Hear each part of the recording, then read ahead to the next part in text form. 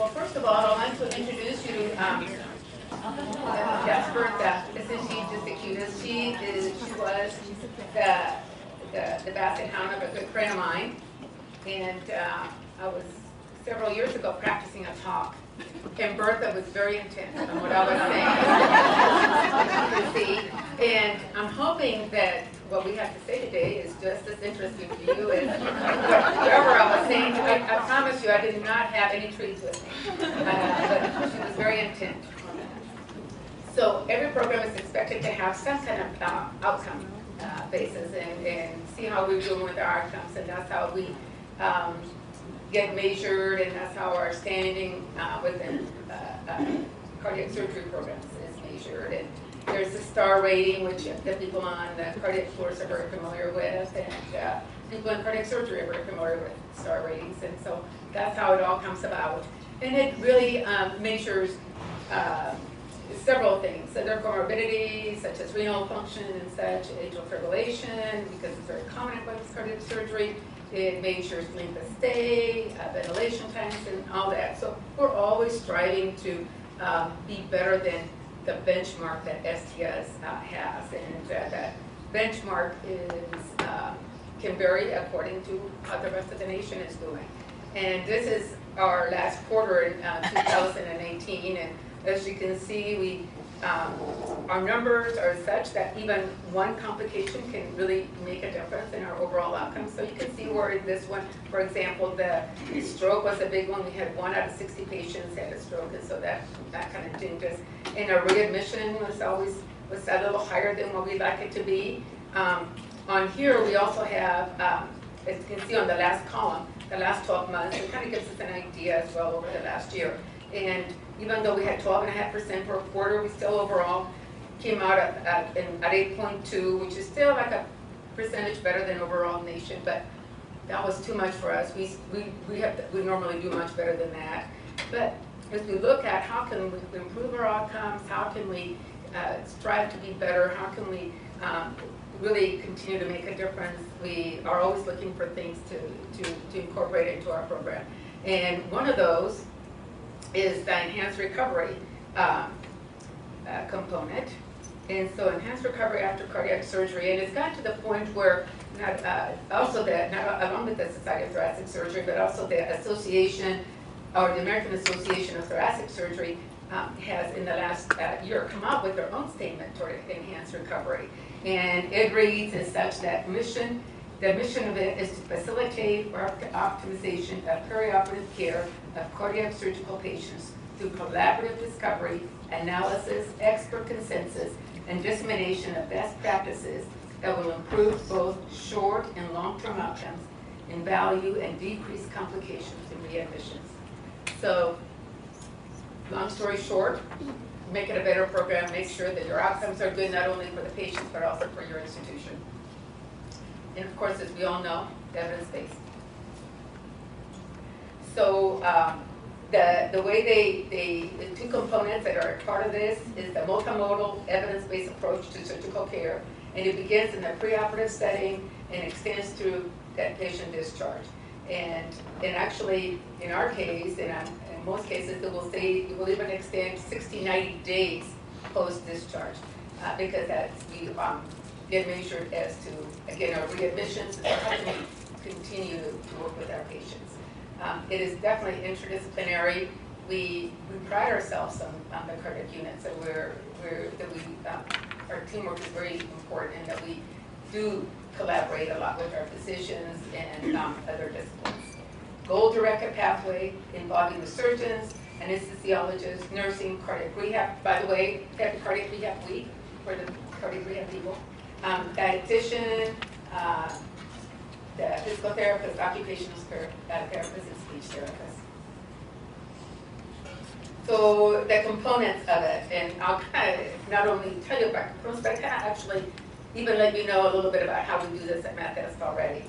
So introduction of preoperative patient education. So unless it's an emergent heart, like we had a couple of this last weekend, we bring them in, and actually they're already on the floor. We have an ME program. Our nurses are very well versed on how to teach our patients about their hospital cores. Dr. Batter and myself go in there and talk to them at length as well. But they also, for those people that are not in the hospital setting, they come in on an outpatient a different day or two prior to their procedure, and they go to cardiac rehab. The cardiac rehab nurses have charts, they have a little video, they really go through a lot of the education. Again, not only through the hospital station, but even afterwards with cardiac rehab and such. We do the blood work then so that we don't have to think about in case they have any antibodies before their surgery. That's all done prior to, most of the time done prior to the patient even being there on their surgical day. So we already have a lot of information on that patient. Reduction in perioperative use of nasogastric tubes, drains. So, one of the things that we find out about these patients, do they have chronic issues, chronic back pain and such, that they're already on narcotics, and a lot of people are, and don't really tell you until you point blank ask them. So we really need to find out about that, because if we don't, or just even their gastric status, because then we do find that, oh, they didn't tell us that they have IBS, they didn't tell us that they're on this and that, and then we do end up with problems following. So use of multimodal analgesia pain management is the one component that we really didn't have very well set at all. And so we put we've developed an order set, which Jan will be talking about, and it actually just went into the IT people to embed it into our order plan. So goal-directed fluid management is important. Early removal of the Foley catheter for infection purposes. We kind of do that already post-op day 1. We remove it. Early mobilization. We start getting dangling people on the day of surgery, and they certainly are expected to walk 3 to 4 times on their first post-operative day. Early oral nutrition. Again, we start right away. Soon after extubation, you can start eating a little bit. Currently, colorectal, orthopedic, and vascular surgeries are utilizing a lot of these components as well, and are using their multimodal pain management. So one of the things that we're going to do is to use different classes of pain medications. Things, decreasing the opiate use, things that have fewer side effects, because nausea is a big thing for a lot of people following surgery. So there's some things that we cannot get away from if we try, if we can help it, like amiodarone, because 1 out of 4 or 5 people after cardiac surgery do have arrhythmias, and so we try not to get away from amiodarone, but it can make people nauseous. So if we can reduce maybe some nausea from opioids and such, then maybe we won't have to reduce amiodarone, which can make a big difference as well, but we weigh it all out. Better gut motility by reducing the nausea and reducing illnesses which narcotics can cause. Less neurocognitive dysfunction. We have to remember that these people probably didn't sleep the best prior to surgery because they were very concerned, they were anxious, and now, they have general anesthesia, and then we put opiates on top and all that, and then it's not unusual for us to see delirium. We have people that don't always tell us that they drink alcohol every night, or that and so therefore that adds to that delirium very easily. We find out 2 or 3 days later how much they really do drink, in addition to everything else.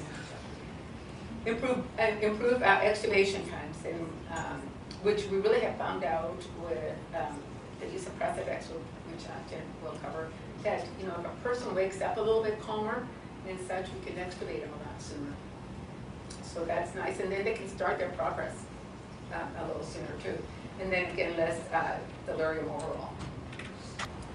Okay, so just repeat a little bit of what she said. So again, multimodal. So using the different analgesics, they all have different mechanisms of action. So then when we get them together, they have that synergistic effect to help with the better pain control.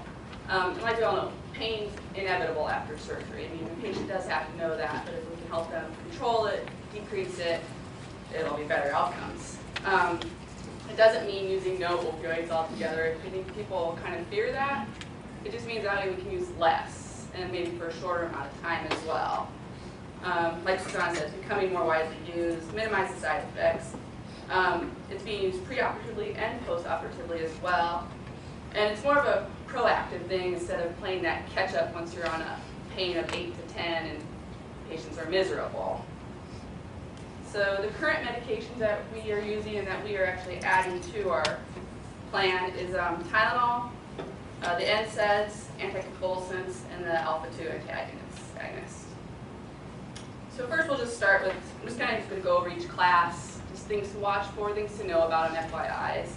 So Tylenol, it is kind of funny, if you Google Tylenol, it will tell you that the exact mechanism is not really known, but then there's a couple things it does state it. It's a weak inhibitor of the synthesis of prostaglandins, and then it also does have some effects to believed to be helping with the activation of the descending serotonergic inhibitory pathways in the CNS, so helping with pain control as well. It's available as oral, rectal, and the intravenous form. The recommended doses is anywhere from 325 to 1,000 milligrams, about every 4 to 6 hours. And normally if PRN are scheduled, but for our multimodal use, we will be starting it scheduled. They will be getting a dose preoperatively, hopefully as well. And then when they come up, we will be starting the scheduled IV for about 24 hours and then switching them over to oral scheduled. Again, the maximum amount of Tylenol that you can give in that 24 hours is the 4 grams. So you cannot combine it with like the Norcos or the Percocet that have that Tylenol in it. So we will be doing oxycodone, and that will be for as needed as well. And starting low dose oxycodone. Safety considerations, things to monitor. So acetaminophen is hepatically metabolized, so we do need to be watching those liver function tests preoperatively, and then if we suspect any issues while they're postoperative. You need to use extreme caution if the patient does have hepatic impairment.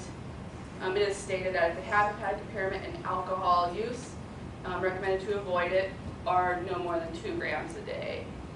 And then hepatic toxicity is associated with it. So again, if you start to suspect anything, you need to check the LFTs and have to stop the Tylenol.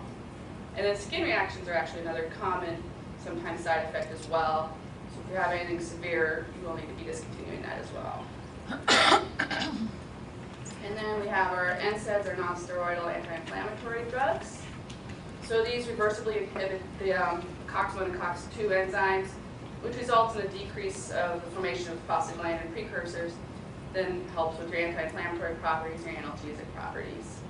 Again, they're available oral, rectal, and intravenous. I just gave a few examples, mainly just because I just added the ones that we would be using. We will only be using, right now, ibuprofen is the one that we are adding for our oral, and then the ketorolac IV, and they'll both be as needed right now.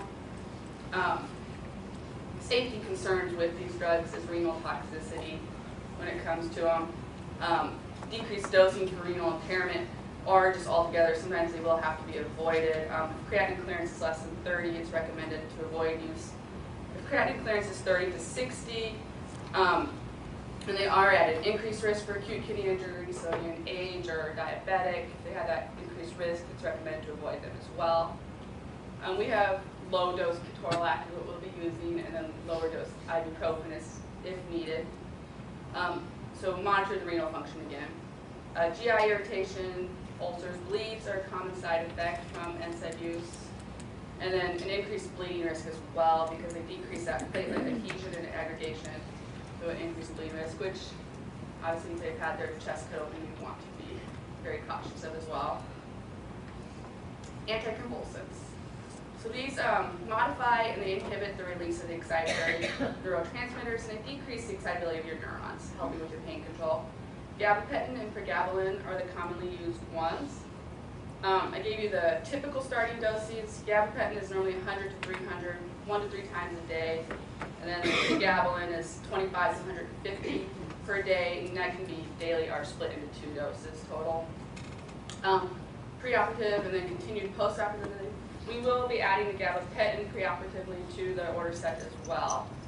And it is recommended if they were taking it prior to surgery to continue with their home dose. Don't start necessarily at a lower dose if they don't need it. If they're taking a higher dose, they can continue that as well. Safety considerations, things to monitor. Again, if you're starting them newly on it, titrate them, start low and increase as necessary. Decrease dosing for the renal impairment as well. Use that with caution. Gabapentin, normally how you would decrease it is just decreasing the frequency. I've already been doing it for a lot of Susanas from TID down to BID or daily, just based off of their creatinine function. And the pharmacists, we have the ability to decrease those. And then with pregabalin, it's recommended to decrease the dose and keep the frequency. Things to keep in your mind, especially with these patients waking up and everything, sedation and drowsiness are very common with them, as well as dizziness. So keep that in the back of your head. And with a pregabalin, which we aren't using right now, but if the patient's taking it at home, peripheral edema can also be more common with that as well. And then we have our alpha-2 agonists. So these are selective agonists that have sedative anesthetic effects. They work by activating the G proteins in the brainstem and result in inhibition of norepinephrine release. So clonidine and dexmedetomidine, also known as Precedex, are the two in this class. We are going to mainly just talk about the Precedex today. I have seen some of the anesthesiologists use clonidine post-op as well, but not that often, so we'll just stick with the Precedex right now. It is available intravenous, and the dosing is going to be individualized and titrated to a desired effect, and that'll be using the RASS score. And there are 2 order sets currently available at the hospital. I'll just kind of show you both because they are different now. We do have a new one. This first new one, this is the new one. This is the multimodal Precedex order set. So it does have a lower dosing range of 0.2 to 0.7 micrograms per kilogram. And the lower range helps for the analgesic effect, but not sedation effect. The anesthesiologists are the ones tending to start this in the OR. Not all, but some are doing it right now, so it's kind of variable if they'll come up on it or not. And so this lower dosing, like Susanna was talking about, allows when they're being extubated, they're calmer, and so they can communicate and help participate in that care sooner in this type of setting. So here's the order set. I just kind of highlighted some of the things. So again, you're going to start at a very low rate, or the anesthesiologists are starting it at that 0.2 micrograms as the initial rate, whereas the other order set, you'll see how it's a little bit different. And then max they could go to is 0.7. And again, it's for the multimodal, it's used for analgesic, not sedation. You don't want to be sedating these patients. And then the max that duration you should be using this is 48 hours. Most of the time we're using it much less than that right now. And then here is the order set part of it for the full sedation. And as you can see, the max dose is a lot higher at the 1.5 micrograms per kilogram per hour. And then the starting doses on these are a little bit different as well because it's based on the RASS score instead. So it would be started higher. And again, this is used for sedation, so we wouldn't be necessarily using these high rates. So safety considerations, things to watch with their Precedex, it's becoming more used. Does need to be used in caution if the patient does have hepatic impairment again, because it is hepatically metabolized, so we've had decreased clearance and everything. Recommended, and of course it's just built into our order set, to have all the continuous monitoring of the vital signs, the cardiac respiratory status, and the sedation level, or the RASS score. And then something else that is very common with this is hypotension in the bradycardia. So just be aware of that. A lot of these patients sometimes are being started on some sort of pressor agent, phenylephrine. And then, what else did I have on here? Oh, just the benefit of using this. Because these patients are having the analgesic effect and stuff, it's less use of the opioids.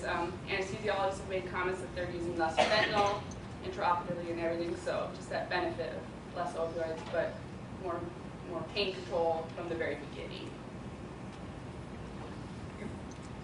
So as I noted, this is embedded into our postoperative set for our cardiac surgery patients, and we'll see how that goes. And then we'll probably actually embed it into our thoracic patients as well, because they have a lot of the same issues.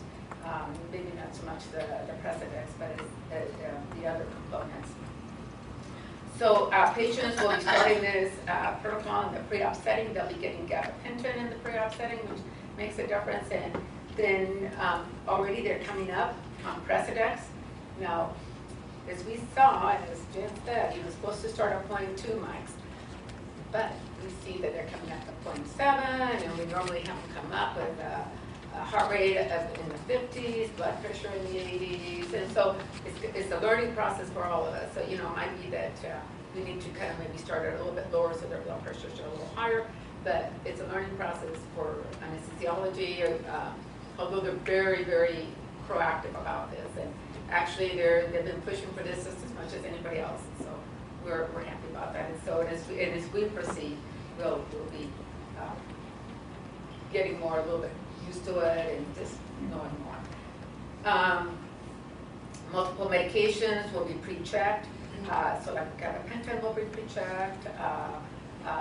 The steroids will be not, because we don't know how that patient's creatinine clearance is going to be and such, so that will be pre-checked. But you'll see some of those changes.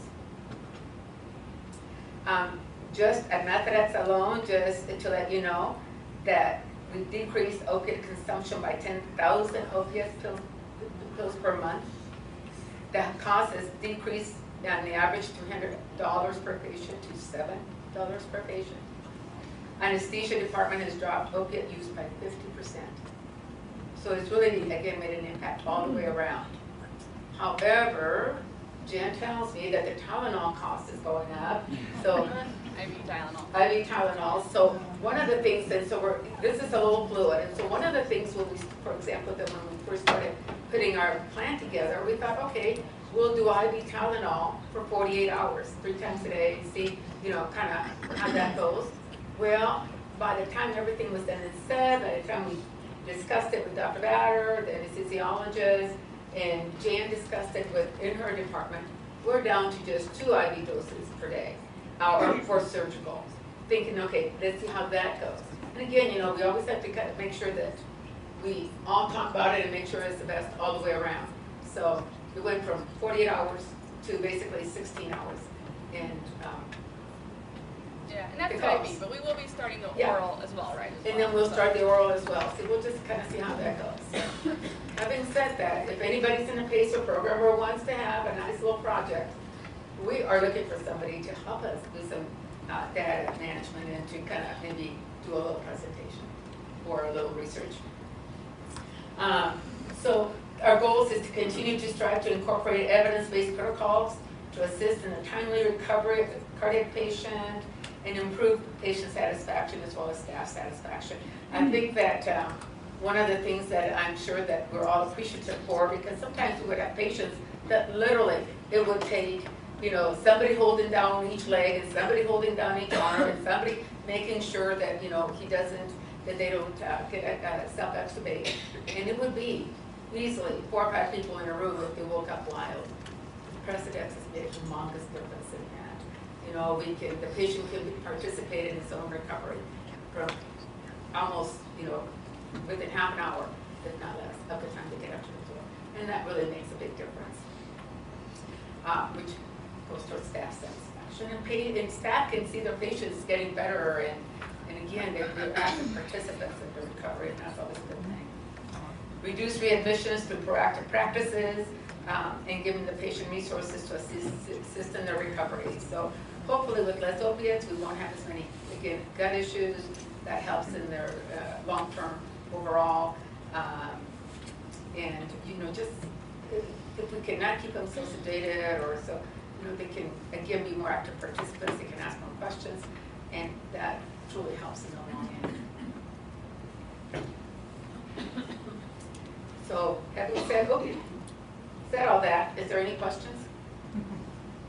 This is a street art in Colombia, Bogota, Colombia. A friend of mine took that last year when we were there. The detail is amazing to me, especially the little heart on the end.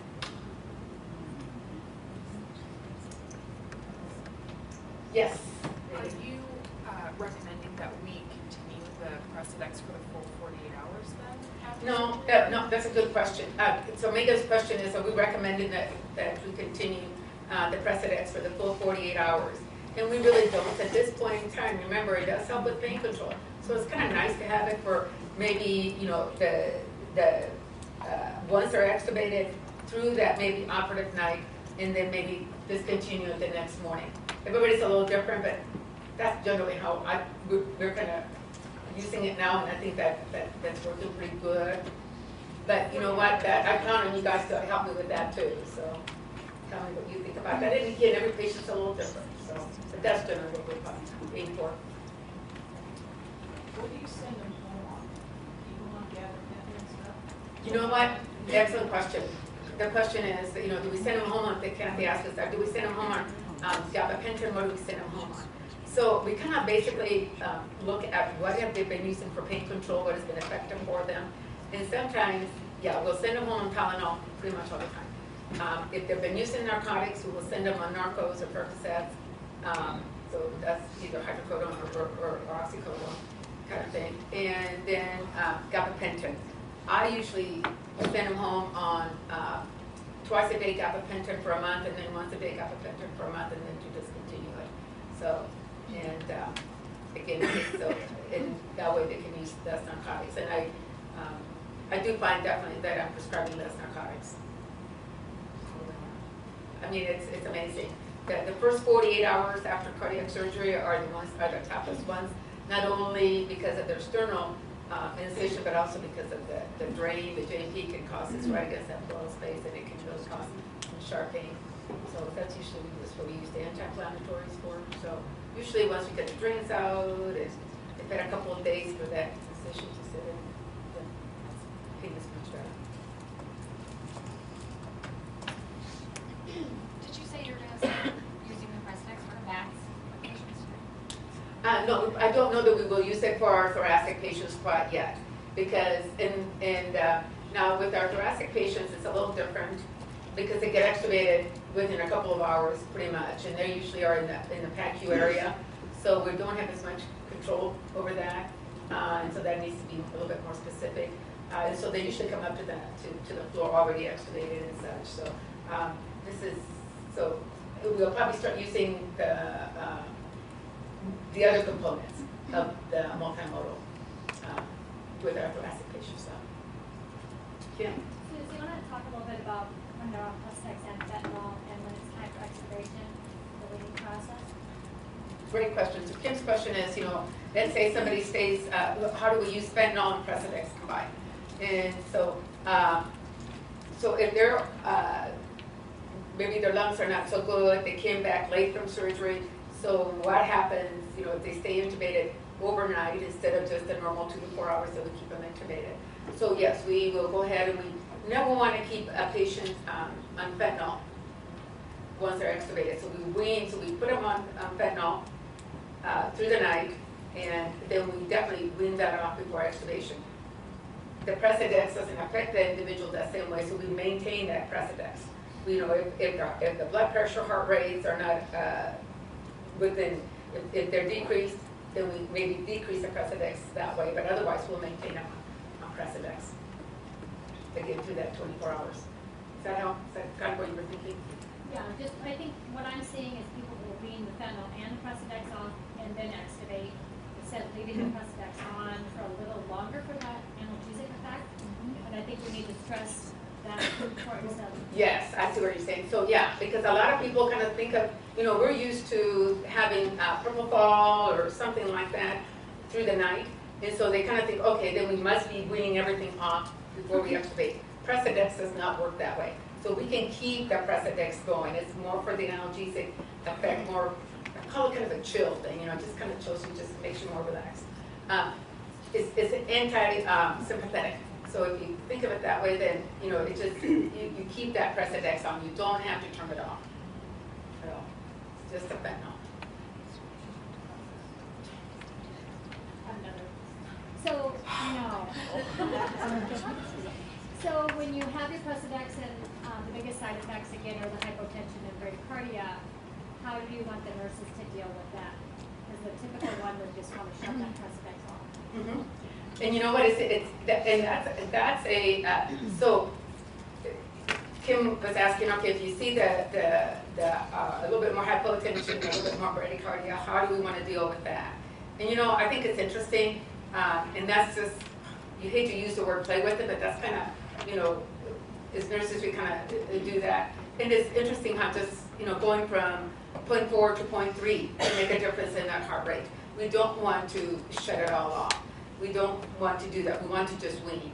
And so, and everybody reacts to it a little different. And so some people, you might have to go from 0.4 to 0.2, but just wean down, don't shut it off, because you want to maintain your effect on the sympathetic system. So would you be seeing the pressor then, rather than turning it off?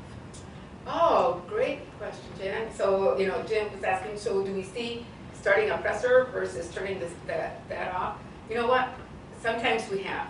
We'll start a little bit of Neil, and if it's a blood pressure issue, if we know that their CVP, for example, is okay and everything else is okay, maybe it's an older patient, their systemic vascular resistance is not quite what it needs to be, then yeah, we might go ahead and start a Neil then. So again, it's just exactly that. It's just talking back and forth, looking at the whole picture and seeing that. If it's a patient that you feel like, yeah, Precedex is really making a difference in this patient, because they were starting, when we put it down a little too low, they were really starting to get agitated. And we don't want that. So then we'll come, we want that Precedex to stay there and maybe use a pressor to maintain that blood pressure. So it just, again, depends on the patient, but it's always nice to have that conversation with the nurse that's been there taking care of the patient, with the respiratory therapist that's going, you know what, now let's look at this, and yeah. Again, it's all teamwork disciplinary. So is RT aware that we're going to keep Precedex on then? Because I've had someone from ask me about Great question. So it's everybody's in the team aware, and you know what? That we are hoping to make them aware. That's still an educational issue that will be done with all our nurses. We'll start off with the heart nurses, and then yes, definitely the respiratory therapists. We'll have to be educated on all that as well. Yeah, and right now we just have 4 of them, so it'd be easier. But yes, definitely. We can't hear the questions.